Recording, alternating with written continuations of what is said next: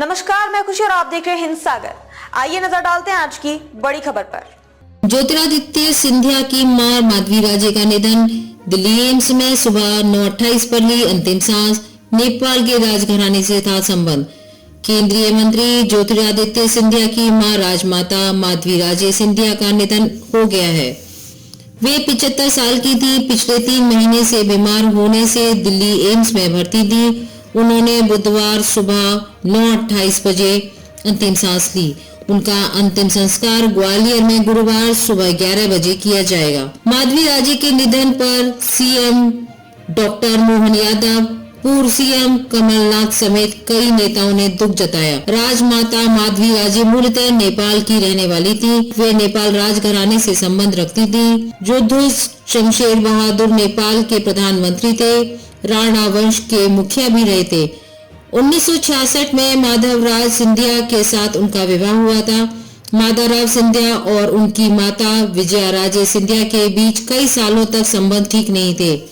यहाँ तक कि एक बार राजमाता विजया राजे ने माधवराज को उनके अंतिम संस्कार में शामिल न होने के लिए भी कहा था। पर साल 2001 में विजया राजे के निधन पर माधवराव ने उनको मुखाग्नि दी थी।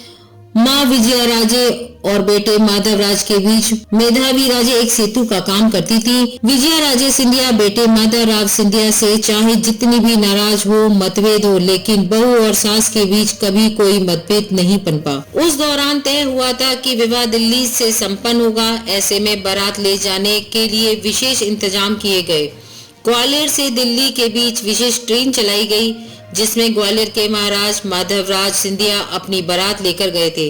8 मई 1966 को परंपरागत रूप से शादी संपन्न हुई थी और किरण राज लक्ष्मी विवाह पश्चात सिंधिया घराने की बहू और सिंधिया राजवंश की रानी बनकर ग्वालियर आ गई। राजकुमारी किरण राज लक्ष्मी देवी की शादी का प्रस्ताव सिंधिया घराने में आया। उस वक्त तस्वीरों का चलन शुरू हो चुका था। ऐसे में नेपाल के इस राजकुमारी की तस्वीर उस वक्त ग्वालियर के महाराज रहे माधवराव सिंधिया को दिखाई गई।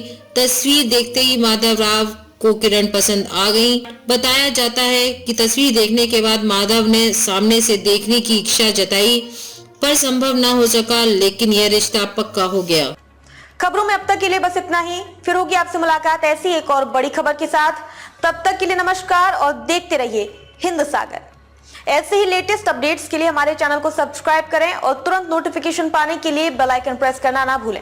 और यदि आप हमें फेसबुक के माध्यम से देख रहे हैं तो हमारे चैनल को फॉलो जरूर करें।